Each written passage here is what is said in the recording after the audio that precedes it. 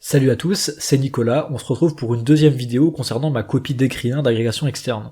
La première vidéo concernait l'introduction, cette vidéo va concerner ma première partie. Je commence mon accroche de partie 1 par une phrase très courte, car j'ai déjà fait mon annonce de plan juste avant, en fin d'introduction. Ensuite, je commence ma partie avec une thèse. La formation initiale, entre 1933 et 1969, serait trop disparate pour permettre une évolution équilibrée des contenus de formation. Puis, je vais bien sûr démontrer mon affirmation, car dans une dissertation, on doit être dans une logique de démonstration, et non dans une logique de narration.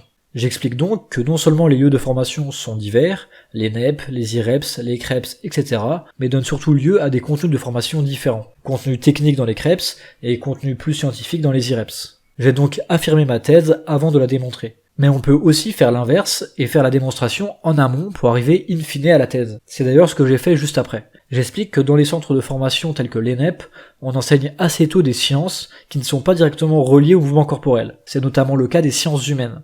J'aboutis ainsi à la conclusion de ma démonstration en affirmant qu'on a donc un dépassement progressif des discours scientifiques sur le mouvement corporel avec un impact de plus en plus grand des sciences humaines dans l'évolution des contenus de formation, notamment à l'ENSEPS. Cela me permet de prendre en compte la citation avec un regard critique, mais aussi de répondre au sujet en caractérisant une partie de l'évolution des contenus de formation. J'explique alors que cette évolution des contenus de formation s'explique aussi par l'influence des textes officiels.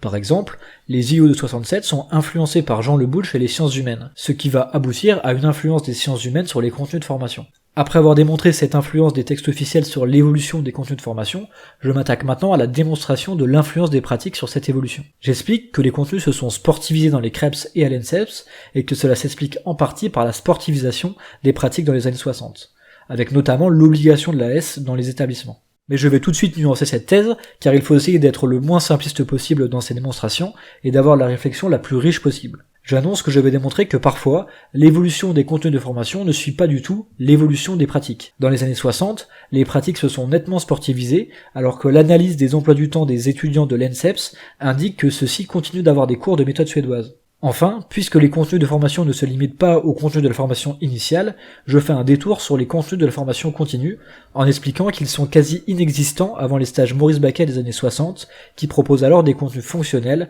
mais aussi des contenus scientifiques. Et pour être cohérent avec mon introduction, je fais également un détour vers les contenus de la formation empirique, en expliquant que celle-ci est quasi inexistante, étant donné que lors de cette période, les enseignants sont des applicateurs avant d'être des concepteurs. Je sous-entends donc que lorsqu'on applique bêtement des textes officiels, on n'est pas dans une réflexion critique de ces textes, et encore moins dans une autocritique personnelle ou dans une auto-formation empirique. Ensuite, je fais un retour à la citation.